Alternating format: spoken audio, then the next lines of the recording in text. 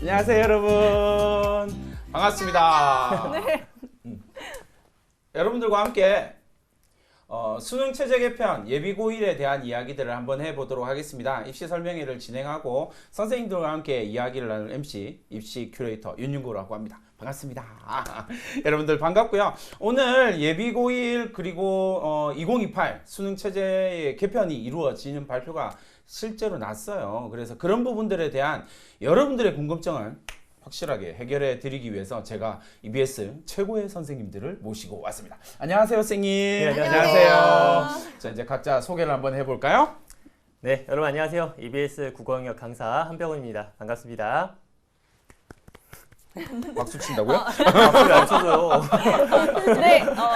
네, 안녕하세요. 저는 수학이 말랑말랑해지는 시간을 담당하고 있는 수학 선생님 정유빈입니다. 저도 말랑말랑해지고 아닙니다.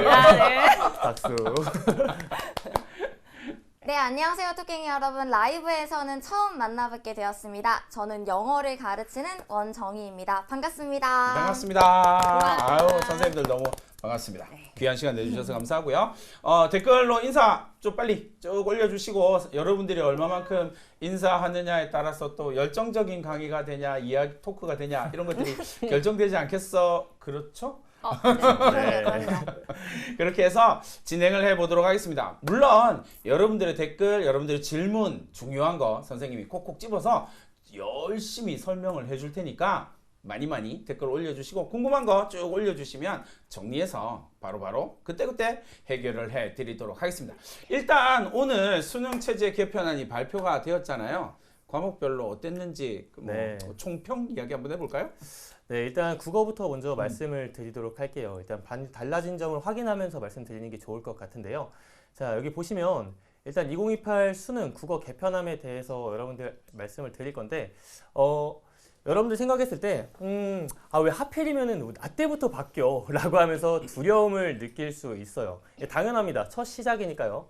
근데 이 두려움이라는 건 사실 이 진짜 그 대상이 막 무지막지해서 두렵다라기보다는 이게 막연함 때문에 두려운 게 굉장히 크거든요. 그래서 지금 이 시간에는 어떤 점이 바뀌었고 그래서 우리는 어떻게 하면 되는지를 굉장히 쉽고 명료하게 알려드리도록 할 거예요. 자, 일단 여기 딱 보시면 공통적인 것부터 볼게요. 우리 1교시에 시작을 하고 그 다음에 45문항 80분으로 시행하는 건 동일합니다. 이 EBS 연계율 50% 이상도 당연히 동일하고요. 체감 연계율을 높인다는 정책까지 동일해요. 그렇기 때문에 여러분들이 고3 되시면 수능 특강, 수능 완성 그냥 열심히 공부하시면 되는 것까지 동일한데 그럼 뭐가 달라졌냐? 딱 두 가지로 일단 정리해 드릴 수 있어요. 여기 지금 음영 표시되어 있는 과목이 수능에 출제되는 과목이거든요. 그때 딱 눈으로 바로 확인이 되죠. 과목의 이름이 일단 바뀌었습니다. 근데 뭔가 좀 자세히 한번 살펴보면 이 과목에서 조합만 바뀌었다는 걸 알 수 있어요. 원래 화법과 작문, 언어와 매체였던 것이 화법과 언어로, 그 다음에 독서와 작문으로 이런 식으로 조합만 바뀌었다는 걸 알 수 있죠. 매체 어디 갔어? 라고 생각할 수 있는데 이 매체라는 것은 이 각 교과에 세부적으로 성취 기준에 따라서 녹아 들어가져 있습니다. 그럼 왜 바꾼 거야? 생각할 수 있겠지만 원래 언제나 이렇게 시대가 변하고 거기서 중요시 여겨지는 게 조금씩 달라지면 이 성취 기준의 이 조합이나 배열, 어떤 것을 중요시 여길까 이런 것들 세부적으로 달라질 수 있는 것이거든요. 그런 걸 잘 반영해서 교과가 구성이 돼 있다라고 생각하시면 되겠고요. 그 다음에 두 번째로 달라진 점은 기존에는 화법과 작문, 언어와 매체는 선택 과목이었어요. 무슨 말이야? 독서와 문학은 수능에서 공통적으로 모두가 동일하게 시험을 봤고요. 화법과 작문과 언어와 매체 중에 하나를 선택해서 시험을 보는 거였는데 이제 선택 과목 없이 모두가 공통적으로 동일한 시험지를 치르게 된다라고 하는 겁니다. 그게 이제 바뀐 점 두 가지라고 볼 수 있겠어요. 거기까지는 다 어디선가 들어봤을 텐데 그럼 이제 내가 뭘 해야 되냐 이게 이제 궁금할 거란 말이죠. 여기서 여러분들의 두려움은 딱 이겁니다. 내가 먼저 시작하는 건데 나부터 시작하는 건데 그럼 나는 이제 첫 시작인데 맨 땅에 헤딩해야 되나? 뭐 어떻게 공부해야 되지? 라고 하는 두려움인데요. 즉 기존의 기출의 컨텐츠를 이용할 수 있을 것이냐 라고 하는 두려움 당연한 건데 미리 말씀을 드리자면 이게 교육과정이 바뀌는 건 여러분들이 당연히 처음이 아니죠. 교육과정은 계속해서 바뀌어 왔습니다. 2022학년도 바뀌어서 선택 과목으로 들어간 거고요. 그 이전엔 2017로 공통, 2014로 선택 이런 식으로 계속해서 변동이 있어 왔어요. 그럼 그때마다 선배들은 그 이전 기출을 다 폐기했느냐? 절대 그렇지 않거든요. 지금 공부하시는 선배들도 2000년대 초반 기출까지 굉장히 유의미하게 공부를 합니다. 이렇게 공부할 수 있는 이유는 이 선택 과목이나 등등 여러 가지의 이런 세부적인 성취 기준에 따라서 조금씩 조합은 바뀔 수 있지만 문해력이라고 하는 국어 과목의 이 전체적인 목표, 이거는 절대 변하지 않았기 때문이에요. 그래서 여기서 여러분들이 조금씩 바뀌었다고 해서 두려워할 거 없이 이전 기출들 충분히 활용할 수 있다. 그럼 여기서 조금씩 바뀐 세부적인 내용에 대해서 정확하게 어떻게 완전히 철저하게 대비하려면 어떻게 해야 되느냐? 이제 예시문항이라고 곧 나올 텐데 그거에 따라서 조금씩 달라지는 부분들, 그런 것들에 따라서 어떤 세트 구성이나 문항 구성이나 달라진 부분들은 이런 것들은 EBS에서 분석을 해서 거기에서 강의나 교재로 녹여서 여러분들에게 전달을 다 해드릴 테니까 그런 거에서 일단 두려움을 겪을 필요는 없다라는 거. 이걸 첫 번째로 말씀드리고 싶고요. 그 다음에 두 번째로 공통 과목으로 이렇게 모두가 다 시험을 봐버리니까, 공통 과목이라고 하는 건 이 공통적으로 일반 선택을 다 본다는 거예요. 이 공통적으로 모두가 똑같은 시험지를 봐서 문법까지 공부를 하게 되니까 이거 부담이 큰 거 아니냐라는 생각을 할 수 있는데요. 일단 그거는 맞습니다. 문법을 기존에 선택을 안 했으면 시험을 치르지 않았는데 이제 내가 모두가 다 문법을 공부해서 시험을 봐야 되니까요. 부담이 있을 수 있죠. 근데 여러분들 이렇게 생각할 수 있어요. 지금 이 선택 과목 체제에서는 이 선배들은 알 거예요. 화법과 작문을 선택했어. 근데 왠지 불안해. 왜냐면 언어와 매체의 표준 점수가 조금 더 높거든요.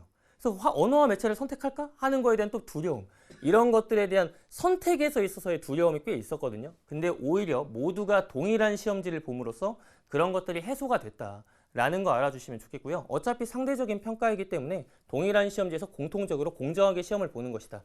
이런 생각으로 문법을 지금부터 그냥 대비하시면 되겠다라는 것을 말해드리고 싶습니다. 그래서 정리하자면 딱 이렇게 할 수 있겠네요. 일단 선택 과목이 폐지가 됐고 공통으로 응시를 한다라는 거, 모두가 동일한 시험지를 본다라는 거 알아주시면 되겠고, 과목별로 조합이 변경됐다, 이런 식으로 변경이 됐지만 기존의 기출 컨텐츠는 언제든지 이용할 수 있다, 두려워할 필요 없다라는 거. 그 다음에 기존 시험 시간과 문항수 유지하는 거, EBS의 연계 다 동일하게 유지가 되고, 기존에 하던 공부에다가 거기에다가 문법 공부를 조금 필수로 하면 되겠다라고 하는 교훈을 잡아두시고 앞으로 대비를 해주시면 되겠습니다. 아시겠죠? 좋아요. 네.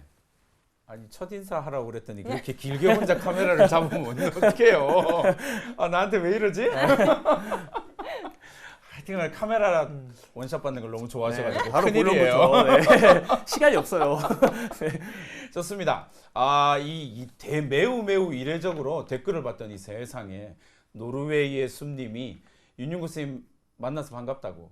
이야, 자네들 이름 아무도 안 나왔네. 너무 사적으로 읽으셨네. 저랑 이름이 똑같은 친구도 있고. 어쨌든 여러분들이 응원하는 선생님에 대해 댓글도 좀 올리시고, 안 그럼 나한테 놀림 받아요. 다들. 자, 이렇게 국어를 살펴봤습니다. 전체적으로 보면 이렇게 고민이 좀 많은 지점이 분명히 있긴 할 거예요. 일단 이름이 바뀐 게 조금 크다, 그죠? 그렇죠. 독작이라니. 화언, 이거 좀 입에 안 붙긴 하는 것 같아요, 그죠? 그렇죠. 화작, 화언 이런 건 입에 안 붙긴 하지만 어차피 곧 적응된다. 정답입니다. 그렇게 네. 편하게 생각하면 네. 됩니다. 좋아요. 이제 우리 수학으로 한번 들어가 봅시다. 수학 총평하고 함께 이제 세부적인 내용들까지 연결해서 설명을 해주시면 좋겠습니다. 저기 댓글이 하나 있어서. 좀 이따가 이야기를 하죠. 그래요? 네. 기대가 되실 수 있는데? 그럼 조금 이따가 하겠습니다. 자, 그러면 수학에 대해서 먼저 말씀을 드리도록 하겠습니다. 일단 정리를 좀 이렇게 해보았는데요. 아무래도 뭐 바뀌는 수학 이렇게 이야기를 하다 보니까 여러분들 긴장이 많이 되잖아요. 어떡하지 이런 생각이 많이 들 텐데요. 그냥 딱 말을 하자면 많이 바뀌지 않습니다. 네, 걱정하지 않으셔도 좋을 것 같아요. 그리고 처음 이제 예비고1 친구들이 공부를 해나가면요. 여러분 눈앞에 이제 있게 되는 그 과목에 충실하시는 게 가장 먼저입니다. 그래서 너무 걱정하지는 않으셨으면 좋겠고요. 자, 일단은 현행의 수능과 비교를 살짝 해드리도록 할게요. 일단 가장 크게 바뀌는 건 선택 과목이라는 것이 이제 사라진다고 생각하시면 됩니다. 수학에서 선택이 없어져요. 지금까지는 공통 과목이라는 게 있었고요. 여기 노란색으로 되어 있는, 그러니까 세 과목 중에서 선택을 하게 되어 있었거든요. 흘려 들으셔도 됩니다. 지금까지 그랬다는 이야기. 그래서 수학 1, 수학 2까지는 무조건 공부를 하고, 그리고 확률과 통계, 미적분, 기하 중에서 선택을 하여서 8문항이 출제가 되어 왔거든요. 그 부분이 완벽하게 바뀝니다. 그래서 어떻게 바뀌느냐면 모두가 공통으로 보게 됩니다. 그래서 2028 수능을 보게 되시면 선택이라는 부분 없이요. 공통 과목들 3과목으로 운영이 된다라고 보시면 돼요. 그래서 대수가 있고요. 미적분 원이 있고요. 확률과 통계가 있습니다. 가장 달라지는 것은 과목명이에요. 수학에서 과목명이 굉장히 크게 바뀝니다. 그러다 보니까 아마 체감의 느낌 자체가 되게 많이 바뀔 텐데요. 수학 1이라고 기존에 불리던 과목이 대수가 된 것이고요. 수학 2라고 불리던 과목이 미적분 1으로 바뀐 것인데 이 바뀌는 현상은 어떻게 생각을 하면 내용을 보시면 오히려 좀 더 납득이 된다 이렇게 생각하실 수도 있을 것 같아요. 특히나 수학 2 같은 경우에는 미적분의 모든 내용이라고 해도 과언이 아니거든요. 그러다 보니까 과목명 자체가 여러분들이 이렇게 바뀐다라고 생각을 하시면 됩니다. 그래서 가장 중요한 것이 요것이에요. 그러니까 지금까지는 어쨌든 문이과의 느낌이 살아는 있었거든요. 선택 과목을 통해서 문과 쪽을 인문계열을 진학하고자 하는 학생들은 뭐 확률과 통계를 선택한다든지 뭐 이렇게 선택 과목으로 구분을 지을 수 있었다면 이제는 문이과 없어요. 그러니까 전부 다 똑같이 공통 문항들을 보게 됩니다. 그 과목들이 이렇게 3과목이다. 이렇게 생각하시면 될 것 같아요. 그래서 확률과 통계가 더 이상 선택이 아니고 모두가 같이 하는 과목이 되었다. 이것이 가장 중요한 부분일 것 같고요. 기존에 있던 내용에서 살짝 달라지는 거는 확률과 통계의 내용이라고 생각하시면 돼요. 살짝 없어지는 부분이 있거든요. 뭐 이를테면 원순열 이런 부분은 사라지고 또 새롭게 등장하는 부분들이 생기는데 그런 세세한 부분의 변화가 약간 있고 그 외에는 여러분들이 기존에 있던 수능과 비슷하게 이루어지는구나 생각하시면 가장 좋겠습니다. 그래서 좀 익숙해지기 위해서 띄워보았습니다, 여러분들. 수능에서 수학은요, 100분 동안 시험을 보게 됩니다. 2교시가 수능에서 수학이에요. 국어를 보고 나서 긴장되는 마음이 있지만 다시 집중해서 봐야 되는 게 수학이고요. 그리고 100분 동안 집중을 해야 됩니다. 예비고1 친구들에게 그 부분이 가장 사실은 오히려 낯설고 어려운 부분이 될 텐데요. 기존과 같습니다. 그래서 100분 동안의 수학은 30문제를 풀게 될 거고요. 수학은 30문항의 경우에 단답형 주관식 9문항이 있어요. 근데 이것 또한 지금까지 그대로 똑같았기 때문에 크게 변화 없이 느끼시면 좋겠습니다. 미적분을 선택하던 친구들에게는 이제 전체적으로 선택을 하게 되면 좀 불리하지 않을까, 문과 계열 친구들에게 이런 이야기가 있는데요. 아무래도 미적분으로 나뉘고 확률과 통계로 나뉘던 것들이 이제 미적분을 선택하는 친구들, 여기서의 말하는 미적분과 저 미적분 1은 다릅니다, 여러분들. 구분을 지어주셔야 되는 게 이 뒤에 제가 또 말씀을 드리겠지만 미적분이라고 지금 현재 하는 파트가, 자 넘겨서 알려드릴게요. 지금은 바뀐 심화수학의 미적분 2로 들어가요. 그러니까 기존에 있던 미적분의 선택 과목을 공부하던 친구들이 있고, 그리고 여기에 새롭게 우리 다시 돌아오는 미적분 1에 영향을 끼치지 않을까, 그 걱정은 하지 않으셔도 됩니다. 기존에도요, 수학 2가 그대로 공통 과목으로 있었어요. 그 과목 그대로 연결이 되는 것이고, 어쨌든 간에 이제 나뉘지 않고 전체가 보게 되다 보니까 모두가 1등급을 받는 것이 쉽지 않을 수 있겠죠. 그래서 확률과 통계 파트 같은 경우에 좀 더 열심히 하셔야 되겠다라는 것도 생각하실 수 있는데, 한편으로는 이런 부분이 있습니다. 기존에도요, 선택 과목보다는 공통 부분 자체가 좀 어렵게 출제가 되어 왔었거든요. 그래서 난이도가 좀 높은 문제는 여전히 모두가 함께 보던 문제들이었기 때문에 너무 걱정은 하지 않아도 괜찮을 것 같습니다. 자, 그러면 정리 좀 해드리도록 할게요. 가장 달라지는 부분은 선택 과목이 없어진다. 모두가 같은 문제를 보게 된다라는 점이 될 거고요. 심화수학 이 부분이 또 궁금하셨을 텐데, 기존의 선택 과목에 있던 미적분 2랑 기하는 영원히 사라지는 것이냐. 네, 수능에는 미포함이 되지만 지금 아직 검토 중인 부분 안에는 절대평가로서 이렇게 심화수학에 있던 내용들을 신설하는 방안이 추가적으로 검토 중이라고 합니다. 그래서 이 부분은 조금 더 지켜봐야 할 것 같아요. 그리고 마지막으로 영역별로 평가하는 방식들이라든지, 그러니까 뭐 단답형이든 주관식 나오는 부분들, 이런 부분들이라든지 아니면 성적 제공하는 거, 원점수, 표준점수, 백분율 이런 거 나오는 것은 그대로 유지가 된다고 보시면 되고요. 제일 중요한 또 EBS 50% 연계는, 간접 연계는 그대로 현행이 유지가 된다고 생각하시면 되겠습니다. 수학은 이렇게 정리를 하도록 하겠습니다. 수학까지 놓고 보니까 사실상 이름이 많이 바뀌었군요. 네, 맞아요. 맞습니다. 2028 수능 개편의 가장 핵심은 이름을 바꾼다. 네, 과목명이 바뀌었죠. 과목명이 실제로 고교학점제로 들어가면서 과목명이 워낙 많이 바뀌기도 하니까 그 부분에 관점, 포커스를 조금 두시면 될 것 같아요. 네. 다만 유빈 쌤이 방금 이야기했던 것처럼 크게 문제가 되지는 않습니다. 그러니까 준비하고 실제로 이과 학생들을 생각하면 공부량이 좀 확 줄긴 하잖아요. 그쵸. 네. 원래 이제 지금 고교학점제로 가면 미적분 2를 선택해서 풀어야 되는데 지금은 네. 이제 안 풀어도 되는 거니까. 네, 맞습니다. 그러니까 전체적으로 봤을 때 2028에서는 수학의 공부량이 확 줄어드는 면이 있다라는 걸 꼭 인지를 해놔야 돼요. 수능에서만 그렇습니다. 네. 그걸 잘 이해를 해주시면 좋겠고, 그 다음에 이제 생각을 해보면 이런 거잖아요. 그러면 전 공대를 갈 건데 어떻게 해야 되나요? 네. 확률과 통계까지만 해요? 수능은 전부 다 공통 과목으로 운영이 되니까요. 똑같이 공부를 하시면 되는 것 같고요. 대신에 이제 그 과목별로 내신을 보게 되는 선택을 하는 과목들이 있잖아요. 그 부분이 조금씩 차이가 있을 겁니다. 그래서 내신 부분에서는 약간의 영향이 그대로 남아 있다라고 보시면 좋겠고요. 그리고 이 질문도 있었어요. 미적분에 비해서 미적분 1으로 되니까 난이도가 좀 더 쉬워지는가요? 뭐 어려워지는가요? 이런 질문이 있는데 이전에 있던 미적분의 과목과 지금 미적분 1은 달라요. 이전에 있던 미적분의 과목은 아예 다른 느낌으로 가십니다. 그래서 그러니까 수학 2가 미적분이 되어주는 거예요. 과목명이 바뀌는 게 이게 진짜 헷갈리는데 수학 2가 미적분입니다, 여러분들. 이전에 있던 미적분은 미적분 2가 되는 거예요. 이게 제일 헷갈리죠, 사실은. 맞아요. 네, 맞아요. 맞습니다. 그래서 그 부분에 대한 고민들을 할 때 사실 크게 고민할 필요 없는 건 그냥 2028 그리고 고교학점제와 맞물리면서 과목 이름을 좀 바꾸고 있다라는 것만 좀 염두에 두면 크게 헷갈릴 일은 없을 것 같다라는 생각을 해봅니다. 자, 이렇게 국어, 수학까지 살펴봤고요. 그리고 영어는 넘어갈까요? 이제 제 차례인데 영어는 건너뛰어도 되지 않을까요? 건너뛰어도 그래도 아쉬우니까 제가 조금만 설명을 좀 드리자면 국어랑 수학이 이제까지 과목명들이 아무리 조금씩 바뀌었다라고는 해도 그래도 여러분들이 받아들이기에는 아니 왜 갑자기 우리 때부터 바뀌냐 이런 생각을 하지 않을 수가 없는데요. 영어는 그대로입니다.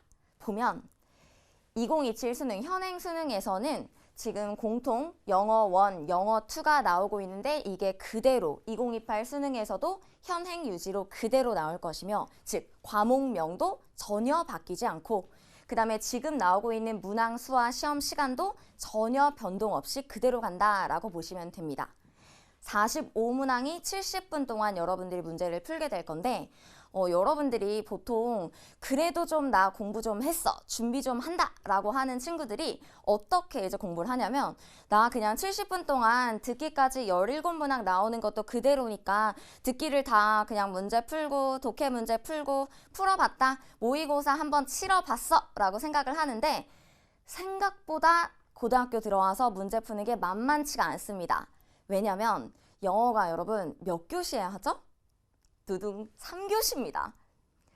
국어하고 수학하고 즉 앞에서 멘탈이 그냥 탈탈탈탈 털리고 나서 그 다음에 여러분들 점심 아주 맛있게 드시고 그 다음에 영어를 풀게 되는 거다 보니까 이게 똑같이 45문항 70분 이렇게 유지가 되더라도 여러분 이게 절대 쉽지 않다라는 거 요거를 여러분들이 이해하시면 좋겠습니다. 자, 그렇다면 수능은 그렇고 그럼 내신 관련한 변경사항은 어떠한가 요거를 좀 보도록 할게요.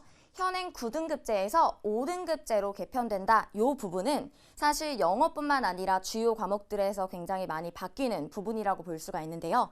지금은 이제 1등급부터 9등급까지 나누어졌다면 이제부터는 2028 수능 개편 체제에서는 1등급이 10%, 그 다음에 2등급은 누적 34% 이러한 체제로 바뀌게 된다라는 점 여러분 인지하시면 되겠습니다.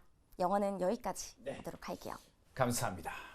세 분의 이야기를 듣고 나니까 헷갈리네요. 안 헷갈리겠죠, 여러분들은? 좋아요. 아니, 사실은 선생님이 이제 입시 전문가라고 하는 입장에서 보면 지금 이제 수능 체제가 바뀐다라고 하는 것에 대해서 큰 거부감이나 뭐 염려하거나 불안할 필요는 사실상 거의 없거든요. 그러니까 특히나 국수형 같은 경우는 큰 틀에서는 거의 대부분 동일하게 가기 때문에 다만 차이점 딱 하나인 거죠. 모든 학생이 동일한 과목을 본다라는 전제만 깔면 됩니다. 그래서 여러분들이 이제 질문을 올려준 내용을 몇 가지를 살펴보도록 할 거예요. 국어가 좀 인기 폭발인데요. 국어 막막하죠 사실. 처음 시작하면 이게 중학국어랑 네. 굉장히 또 큰 괴리가 있기 때문에 맞아요. 차이가 국어 있을 수 공부는 이제 하겠다라고 생각하고 네. 있는데 너무 어렵다. 뭐부터 시작해야 되나요? 라는 질문이 되게 많은 것 같아요. 일단 이제 그 예비 고1에서 지금 시기에 준비를 한다라고 한다면 뭐 어떤 무조건 수능에만 초점을 맞추거나 아니면 내신에만 초점을 맞추거나 이렇게 하기보다는 둘 다를 건드릴 수 있는 걸 가장 먼저 시작을 해주는 게 좋거든요. 그래서 둘 다 건드릴 수 있는 게 뭐냐? 그건 바로 일단 가장 대표적으로 수능에도 영향이 되고 그리고 내신에도 영향이 되는 뭐 문학 개념입니다. 문학 개념 그리고 문법이에요. 아까 말했듯이 문법은 무조건 필수로 들어가는 거기 때문에 이거 지금 일단 준비를 해주시는 게 제일 좋아요. 왜냐면 이 고등학교 1학년에 이제 내신을 일단 보는데 아까 우리 5등급제로 이제 바뀌게 되면서 이제 1등급이 10%다라고 했는데 그게 또 하나의 맹점은 이제 1등급이 그럼 나는 안 돼버리면 굉장히 큰 손해를 볼 수 있지 않냐라고 하는 이제 두려움이 있을 수 있잖아요. 그게 맞는 내용이라서 사실 그래서 내가 무조건 내신에는 1등급을 맞겠다라는 생각으로 문법을 지금부터 준비해 주시면 너무나 유리한 고지를 점할 수 있고요. 그 다음에 내신에는 문학과 문법을 위주로 출제하기 때문에 문학 개념어 이거 굉장히 또 내신 많이 응용하시니까 지금 준비해 두시면 굉장히 유리합니다. 거기에다가 우리 친구들이 1학년에 들어가서 제일 어려워하는 게 또 고전시가 어려워요. 고전시가 근데 한 번만 정복해 놓으면 이거 그냥 계속해서 평지인 영역이거든요. 그래서 고전시가는 여러분들이 문학 개념어, 그 다음에 문법 공부했는데 시간이 남는다. 그러면 그것까지 꼭 해주시는 것을 정말 추천드리고 거기에다 마지막으로 그래도 시간이 남았어. 그럼 이제 해줄 수 있는 거는 그럴 수 있어요. 남을 수 있어요. 왜냐면 문학 개념어를 아무리 해봐야 그래도 시간이 남을 수 있다고요? 그럼요. 10일이면 할 수 있습니다. 하루에 1시간씩 딱 10일이면 개념어를 정복할 수 있고 문법 같은 경우는 굉장히 방대하기 때문에 한 번에 다 할 수는 없지만 고등학교 1학년에서 다루는 의문론과 관련된 영역이나 아니면 문법 요소와 관련된 이 1학기 범위까지만 선행을 한다라고 한다면 이거 방학 중에 충분히 할 수 있거든요. 거기에다가 플러스 우리 독서와 관련된 우리 아까 어떤 질문 중에 뭐 글 읽는 거 너무 어렵다. 책부터 읽어야 되냐? 아주 좋죠, 그렇죠. 근데 책을 읽는 것도 너무나 좋지만 아예 차라리 그 독서 지문과 관련된 문제를 같이 풀면서 글을 읽는 연습 그걸 같이 해보면은 오히려 문제 푸는 연습도 되고 문해력도 늘릴 수 있고 하거든요. 그렇기 때문에 독서 지문 아까 말했듯이 예전 기출 활용할 수 있다고 했잖아요. 그거 활용해서 하루에 한 지문씩이라도. 근데 중요한 건 문제 풀고 채점하고 해설 봐버리는 그런 식으로 하면 안 돼요. 그거 말고 문제 풀고 본인이 채점했으면 다시 한번 시간 제한 없이 그 지문의 모든 내용을 본인이 이해를 해보셔야 돼요. 모르는 어휘가 있으면 다 한번 찾아봐야 되고 모든 선지의 정오 판단을 스스로 지문에 근거해서 해보는 연습. 이것들을 해 나가다 보면은 이제 어떻게 갑자기 깨달음을 얻는 순간이 오거든요. 그렇게 해서 하나씩 차분차분하게 조급해하지 않고 하는 게 중요합니다. 안 되겠어요. 여기까지. 네, 여기까지. 아, 혼자 카메라 욕심을 너무 내는데? 여기까지 할게요. 네. 안 되겠어. 네. 이제 질문 안 해. 이게 중요한 국어 질문 안 받아. 잠깐만요. 중요한 거예요. 중요한 그렇죠. 거. 네, 안 되겠어. 궁금하셨죠? 근데 진짜 궁금하셨잖아. 네. 뭐 그랬겠죠? 네, 네. 좋아요. 자, 일단 이런 이야기들을 네. 할 때 그래서 결국은 한병훈 쌤 커리큘럼을 타라 뭐 이런 이야기 하고 싶은 거잖아요. 아, 제가 일단 제 강의에 자신이 있지만 오, 그럼에도 자신 불구하고, 있대요. 당연히 자신 있죠. 제가 거기서 독해 원리나 다른 거 자신 있지만 일단 공부하는 게 중요하다. 왜냐면 스타일이 안 맞을 수도 있잖아요. 저랑 스타일이 안 맞으면 다른 거라도 일단 해라. 저는 안 맞는 것 같아요. 윤영구 쌤 제외하고. 저는 안 맞는 것 같아요. 윤영구 쌤 제외하고 하겠습니다. 네. 자, 그래서 우리 전체적으로 봤을 때는 여러분들이 그래서 예비 고1 정말 어떻게 공부해야 되나라고 이야기하는 것들에 대한 궁금증이 있을 것 같아요. 그래서 EBS는 도대체 뭘 준비해 준 거야? EBS 활용법에 대한 이야기들을 본격적으로 좀 해보도록 하겠습니다. 국어는 건너뛰고 국어는 다 했으니까 건너뛰고 수학부터 이야기를 해보도록 할까요? EBS 어떻게 활용해야 되나요? 일단은 1학년을 위한 수학의 과목들은 이미 다 강의가 진행이 되었습니다. 예를 들자면 저와 함께 수학의 왕도에서 공부를 하실 수가 있기 때문에 여기도 패스해야 되나? 아닙니다. 아유, 왜 이러세요? 아니, 일단 공통수학 1, 2가 여전히 중요해요. 그러니까 우리가 그쵸. 수능을 이야기를 하긴 했지만 어쨌든 대수, 미적분 물론 중요합니다. 확률과 통계까지 가기 위해서 제일 먼저 하셔야 되는 거는 고1 수학이잖아요. 여전히 중요한데 이제 그게 공통수학 1, 2로 되어 있습니다. 그 부분이 가장 먼저예요. 어쨌든 그 부분에서 여러분들이 나중에 구멍이 생기면 수능을 진짜 본격적으로 준비할 때 헉, 나 어떡하지 이렇게 되거든요. 그래서 지금 당장 예비고일 친구들이 하셔야 되는 부분은 수능 범위보다 그 전에 공통수학 1, 2를 찬찬히 끝내시면 좋습니다. 그래서 올림포스라는 이제 그 강의라든지 아니면 수학의 왕도라든지 이렇게 들어주시면 되겠다라는. 수학의 왕도에다가 너무 방점을 찍는 거 아니에요? 티 났어요? 티 안 냈는데. 참고로 제 아들도 들었어요. 근데 수학과 관련된 이야기를 하다 보면 항상 중요하게 나오는 이야기가 고등학교 올라가면 선행 어디까지 해야 되냐라고 하는 내용이 사실 가장 많이 듣는 질문 가운데 하나인 것 같아요. 어디까지 해야 돼요? 이게 이유가 조금 있는 것 중에 하나는 고등학교 2학년 때 이제 뭐 지금 기존에 수학 1, 수학 2 그리고 선택 과목까지 이렇게 진도를 쭉 빼는 경우가 많아요. 그럼 이제 고2가 아무래도 3개 과목이나 전부 다 진행하려다 보니까 부담이 크죠. 미리 공부한 친구들이 훨씬 유리하게 느껴지는 순간들이 분명히 있을 텐데요. 사실은 우리는 다 경험해봐서 알잖아요. 그러니까 이 결승선에 와서 잘하면 되는 거기는 하거든요. 그러니까 마음가짐이 진짜 어렵기는 하지만 여러분들 너무 많은 선행 때문에 스트레스 받지 않으셨으면 좋겠습니다. 선행을 많이 해 나가다가 결국 복습으로 돌아오려고 할 때에는 더 처절한 마음이 들어요. 그때 맞아요. 지금 잘해야 되는 것들을 하셔야 돼서 그래서 제가 더 1학년 수학을 강조하고 있는 거랍니다. 선행에 대한 고민을 항상 많이 하는데 선행이 정말 필요하냐라고 이야기를 하면 저는 항상 단호하게 이야기를 합니다. 선행은 지금 걸 잘하는 학생만 합니다. 맞아요. 절대적이에요. 맞아요. 그래서 학생들이랑 학부모님들 이 영상을 보고 계실 테니까 제일 많이 하는 이야기가 그럼 고등학교 끝날 때까지 막 수원, 수투까지 다 대수, 미적분원까지 다 끝내야 되는 거 아니냐라고 이야기를 하는데 내 아들 내 딸의 기억력이 그만큼 따라가지 못해요. 그러니까 이번 학기 현행을 잘해내는 사람만 선행을 한다. 이게 중학교 공부와 가장 큰 차이점인 것 같더라고요. 그래서 그 부분에 대한 이야기들을 조금 반드시 꼭 제발 기억을 해 주시면 좋을 것 같습니다. 영어에 대한 이야기 조금 해볼까요? 영어 EBS 활용법 어떻게 하면 저 1등급 받나요?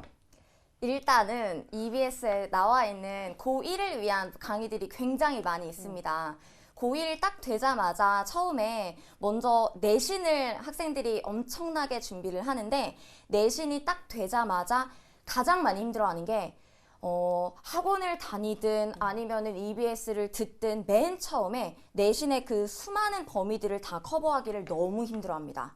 근데 그때 정말 중요한 게 내가 혼자 공부하겠다라고 하더라도 여러분들한테 가장 추천하는 방식은 학교에서 쓴 선생님들의 용어를 여러분들이 먼저 친숙하게 알아두시는 것이 너무나 중요합니다. 중학교 때는 그냥 투부정사, 동명사 이런 식으로 단어들을 나열해서 알려주었다면 고등학교 때는 갑자기 뭐 준동사라는 새로운 단어가 등장해서 완전 새로운 거 아닌가라는 생각을 여러분들이 하기가 쉬운데 사실은 준동사 안에 투부정사, 동명사, 분사가 다 들어있는 거거든요. 여러분들이 원래 알고 있던 녀석들을 준동사로 묶어둔 것이다 라는 이러한 개념들을 먼저 탑재하는 게 너무너무 중요하겠습니다. 그래서 제가 가르치는 미라클 내신 어법 앤 구문 좋아요. 강좌가 미라클 내신입니다, 여러분. 딱 7강짜리입니다. 이 7강짜리는 제가 직접 가르치는 학생들 중에서도 독해 강좌를 들어야 되는데 전혀 어법에 대한 이 용어 정리가 안 되어 있는 학생들한테는 너 빨리 가서 듣고 와 라고 제가 말을 할 정도로 추천을 하는 그런 강좌예요. 그래서 여러분들이 7강이니까 좀 부담 없이 한번 영어 한번 시작을 해보자 라고 생각을 한다면 이걸로 시작을 하시는 걸 추천을 합니다. 그 다음에 이어서 올림포스 기출문제집 고1이 나와 있어요. 역시나 또 제가 촬영을 했습니다. 이거 한병수보다 좀 더한 것 같은데 여기. 그러니까. 전 제 강의명을 얘기하지 않았어요. 제가 이걸 좋아요. 추천하는 이유는 제가 이걸 추천하는 이유가 뭐냐면 고1 많은 토깽이들이 많은 학생들이 전국에서 다들 보면 학교 내신 범위에 이전에 나왔었던 기출 문제들이 많이 등장을 합니다. 그때 가서 막 3월 거 어디 있어요? 막 문제 찾아가지고 여기저기에서 막 문제를 찾아서 내는데 이 고1 올림포스 기출문제집은 지난 3개년 동안의 문제들을 전부 다 망라해서 모아서 좋은 문제들을 다 섭렵해 놓은 강좌다 보니까 여러분들이 일단 중요한 고1 기출문제들을 다 한번 훑고 들어간다 라고 생각을 하시면 되겠습니다. 어쨌든 그럼에도 불구하고 자꾸 질문이 올라오는 건 있는 것 같아요. 영어 절대평가 되고 변하는 거 없는 거 맞아요? 네, 변하는 거 없는 거 맞습니다. 전혀 변하는 거 없고 영어 절대평가 뭐 예를 들면 90점 이상이기만 하면 모의고사 기준으로 1등급이 나온다. 80점 이상이면 2등급이 나온다. 이것도 현행 그대로 유지가 됩니다. 좋아요. 그래도 아예 넘어갈 수는 없으니까 한병훈 쌤은 네. 딱 1분 잠깐만요. EBS 활용법 1분 랩할 준비하고. 네. 일단 아까 제가 문학 개념어가 일단 중요하다고 했잖아요. 근데 그 개념어를 공부함에 있어서 2분만 줘요. 2분만. 자, 문학 개념어를 제가 자비를 베풀어 드릴게요. 네, 좋습니다. 이 MC 절대적이라서 따라하래요. 근데 어쨌건 자, 문학 개념어를 공부할 때 우리 친구들이 가장 어려워하는 게 개념을 외우긴 했는데 실전에 적용하려고 하니까 안 돼. 다른 게임이야. 맞아요. 이렇게 생각할 수 있거든요. 그래서 이 개념을 공부할 때는 개념을 일단 정의는 당연히 외워야 되고 대표적인 예시로만 끝나는 게 아니라 그 개념이 어떻게 기출됐는지를 역대 기출들을 계속 봐주셔야 돼요. 그래야 그 개념을 판단할 수 있는 힘이 생기고 그걸 진짜 개념을 공부했다라고 하거든요. 그럼 제대로 공부하려면 개념에 따른 기출 내역들을 다 전부 내가 찾아줘야겠죠. 근데 그거 언제 하고 있냐고 미적분도 해야 되고 하니까 그렇죠. 그래서 밥 먹고 그런 거 찾는 사람의 도움을 받아요. 제가 그걸 다 찾아놨거든요. 그러니까 이게 여러분 저 장사꾼이 아니에요. 맞아요. 이거 듣는다고 더 돈을 받고 그러지 않잖아요. 맞아요. 억울해요. 근데 어찌됐건 제가 컨텐츠를 만들어서 자료로 만들어서 그 공지사항에 올려놨기 때문에 그냥 아낌없이 주는 자료실이에요. 그냥 다운받아서 활용하시면 돼요. 개념으로 완성하는 시문학이라는 강의 보면 아까 말했듯이 9강이면 그거밖에 안 돼요. 그러니까 9시간 만에 모든 개념어들을 다 정복할 수 있고요. 고전 시가를 공부할 때에도 내가 그냥 자습서 통으로 다 공부하는 것보다 진짜 그 필수적인 고전 시가들이 있거든요. 이 고전에는 표절이라는 게 없기 때문에 그냥 계속 똑같은 게 계속 나와요. 계속 내용이 똑같아. 그래서 필수적인 것들을 공부하면 되는데 그것들 전부 다 역시 자료로 만들어서 주석까지 전부 다 달아놨어요. 그냥 그대로 필기하는 부담 없이 공부할 수 있게끔 해놨으니까 그 필수 고전시가 초단기 완성이라는 강의에서 다운받아서 이용하시면 되겠습니다. 알겠죠? 2분? 오케이. 넘었나요? 네. 원 선생님이 막 빨리 안 되잖아요. 봤어요. 그래서 많이 급해져가지고 죄송합니다. 문학과 비문학의 질문을 하면 학생들이 네. 질문을 하면 일단 항상 이렇게 나오잖아요. 네. 문학이 어렵다라고 이야기하는 애들은 다 이과 애들. 비문학이 어렵다라고 이야기를 하는 애들은 다 문과 애들. 이렇게 대체로 이렇게 나오잖아요. 어때요? 그게 사실은 어떤 문이과 성향 차이라기보다는 그냥 개인 차이예요. 개인 차이고요. 이게 결국에는 훈련의 영역입니다. 그냥 자기가 안 읽어봤던 텍스트에 대한 그 낯섦에서 오는 것이기 때문에 일단 내가 부족한 영역이 있다면 나는 이과 성향이라서 안 되는 거야 라는 이 전제부터 깨야 일단 접근이 가능하거든요. 그래서 그 텍스트에 대한 경험, 생각을 해본 경험을 많이 늘려주셔야 돼요. 문제를 풀었던 경험이 아니라 글을 진짜로 온전히 스스로 이해해본 경험에서 우리 독해력이 플러스 1씩 되는 거기 때문에 그것들 계속해서 방학 때 시간 좋네요. 많을 때 해주셔야 돼요. 플러스 1. 네, 맞습니다. 좋아요. 플러스 1. 네. 그러면 이제 질문. 어쨌든 우리가 그 고등학교 1학년 학습법에 대한 이야기를 넘어가기 전에 하나만 이제 질문을 해볼게요. 선생님들도 잘 생각해 보세요. 중학교 공부량을 100으로 봤어. 그러면 고등학교 1학년의 공부량은 얼마? 이거 딱 생각을 해봅시다. 왜 이런 얘기를 하냐면 이제 선생님들의 이야기를 듣고 난 다음에 여러분들은 판단해 보세요. 국어 중학교 공부량이 100이라면 중3의 공부량이 100, 중3으로 기준으로 합시다. 네. 중3의 공부량이 100이라면 고등학교 1학년 국어의 공부량은 필요한 공부량이요. 저는 적어도 아주 적어도 1000이라고 생각합니다. 왜냐하면 솔직히 우리가 중학교 때 공부는 설명을 안 들어요. 잠깐만요. 이거 들어야 오해가 안 돼요. 솔직히 중학교 우리 공부 어떻게 하죠? 시험 기간에만 하잖아요. 근데 이 고등학교라는 건 그냥 매일 공부를 누적해 나가는 것이거든요. 그래서 지금부터 사실 우리가 해야 될 건 공부하는 연습, 즉 시간 관리 연습, 그리고 충동을 대비하는 연습 이런 것들이 사실 중요해서 매일 공부하는 연습이 가장 중요하다. 네. 수학은 저도 그 생각을 했던 게 여기 1000이라고 그랬어요. 1000 받고 1000 받고 이건 좋아요. 아닌데 그건 아닌데 일단 국어보다 수학을 조금 더 많이 하는 게 오, 필요하다. 네, 좋아. 자존심 싸움인데요. 이게. 아니 그거보다 근데 그러니까 딱 그래서 말씀하신 좋지. 거가 공감이 됐던 게 중학교 때까지는 어쨌든 내신 기간에 좀 열심히 하고 이렇게 좀 쉴 수 있었다면 고등학교에 오면은 꾸준히 공부를 하셔야 돼요. 그러니까 내신 기간은 내신을 또 준비해야 됩니다. 너무나 중요하니까요. 그런데 내신이 끝나면 이제 체육 대회를 해야 하지만 여러분들 그거 아니고요. 수능에 걸맞는 진도를 또 나가주셔야 됩니다. 거기에다가 복습을 또 진행을 해야 되다 보니까요. 그냥 꾸준히 밥 먹듯이 공부를 해야 하거든요. 그래서 비교 자체가 아예 안 되지 않을까. 수학은 그냥 꾸준히라는. 야, 천받고 무한대. 영어로 한번 넘어가 볼까요? 영어로 저는 어때요? 영어는 그래도 좀 쉴 틈을 줘야 되기 때문에 오. 100이라고 친다면 최소 300에서 최대 500 정도로 보도록 아, 하겠습니다. 우리 뭐가 돼? 왜냐면 많이 하지. 학생들 쉴 시간이 필요해. 근데 또 고1, 고2 때 너무 영어를 안 하다가 고3 때 갑자기 이제 막 달려와요. 맞아요. 이제까지 안 했다고. 맞아. 근데 최저가 필요하다 이러면서 막 달려오는 토깽이들이 굉장히 많아서 절대평가로 바뀌고 나서 쉬워졌다라고 생각을 하기가 되게 쉬운데 사실은 그렇지 않다라는 거. 시험만 절대평가로 바뀌었지 시험 자체의 난이도는 사실 요즘에 1등급 퍼센티지를 보시면 알겠지만 작년도에 3월 학력평가는 8%, 그 전년도에 3월 학력평가는 1.8%가 나왔습니다, 여러분. 고3 기준으로. 그러니까 여러분들도 이게 절대평가라고 해서 무조건 쉽게만 나오는 게 아니구나라는 거 명심하셨으면 좋겠습니다.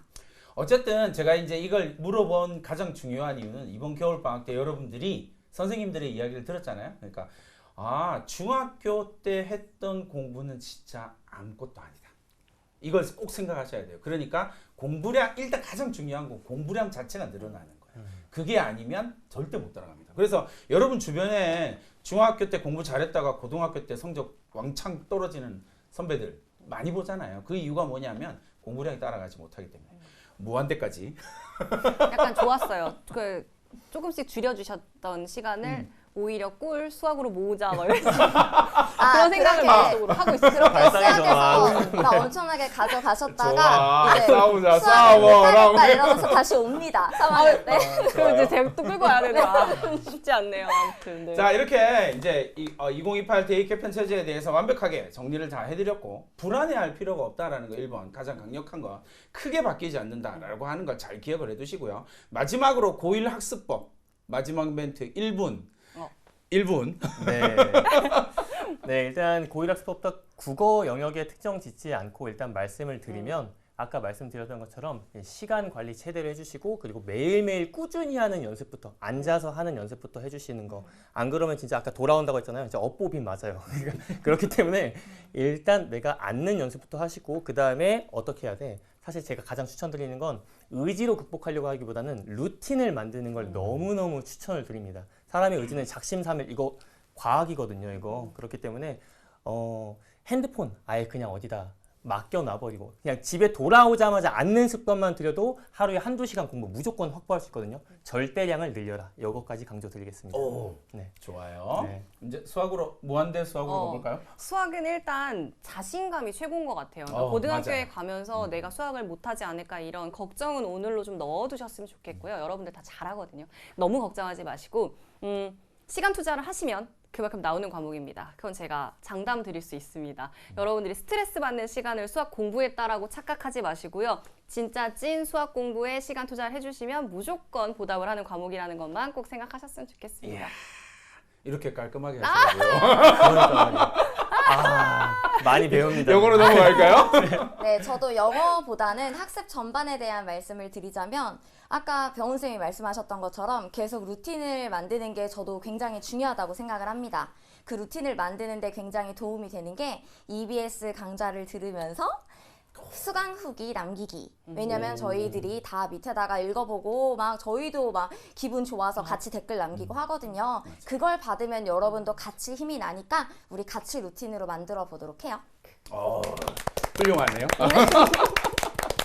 자, 이렇게 해서 이제 2028 수능 개편 체제에 대한 이야기들과 예비고1 겨울방학 그리고 고등학교 1학년 때 어떻게 공부해야 되는지에 대한 이야기를 깔끔하게 마무리 지었습니다. 큰 도움이 되었을 거라고 생각하고요. 댓글로 감사 인사하시면 제가 감사히 받겠습니다. 사심을 채워요. 자, 어쨌든 귀한 시간 내주셔서 확실하고 명쾌하게 해주셔서 너무 감사드립니다. 수고하셨습니다. 감사합니다. 감사합니다. 자, 여러분들과 함께 이제 진행했던 모든 시간들을 끝내고요. 여러분들이 조금 더 의미 있는 것들을 만들기 위해서 선생님들이 조금 더 노력할 테니까 선생님들 강의 열심히 듣고 EBS를 통해서 여러분들의 꿈을 한 발짝 더 나갈 수 있는 기회가 되면 좋을 것 같습니다. 수고하셨습니다. 감사합니다. 감사합니다. 응원할게요. 안녕. 강의에서 봐요. 안녕.